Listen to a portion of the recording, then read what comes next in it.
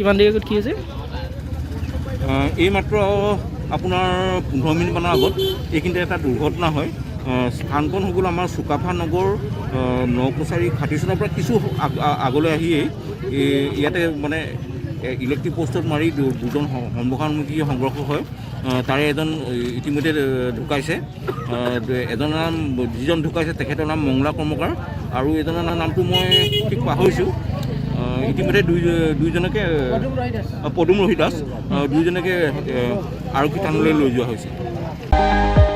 আপুনি বাৰু হাড়ৰ সমস্যাৰ কাৰণে পাটনালৈ যাবলৈ চিন্তা কৰি আছে নেকি? এতিয়া আৰু চিন্তা নাই। আপোনাৰ যিকোনো হাড়ৰ সমস্যা হ'লে এতিয়াৰ পৰা আৰু পাটনালৈ যাব নালাগে, কিয়নো এতিয়াৰ পৰা গুৱাহাটীতে পাব সেই সকলো সা সুবিধা। গুৱাহাটীৰ আমিনগাঁৱত অৱস্থিত Patna orthopaedic and multi speciality হস্পিটেলত কম খৰচতে পাব সেই সকলো উন্নত মানদণ্ডৰ চিকিৎসা সেৱা, য'ত অভিজ্ঞ চিকিৎসকৰ দ্বাৰা সম্পন্ন কৰা হয় বিভিন্ন ধৰণৰ হাড়ৰ অস্ত্ৰোপচাৰ। বৰ্তমানলৈকে 3000তকৈও অধিক ৰোগী সুস্থ হৈছে।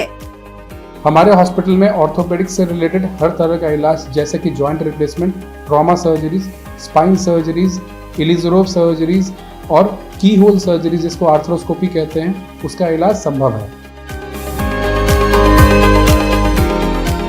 উন্নত মানদণ্ডৰ সা সুবিধা থকা হস্পিটেলখনত আছে 3টাকৈ VIP ৰুম,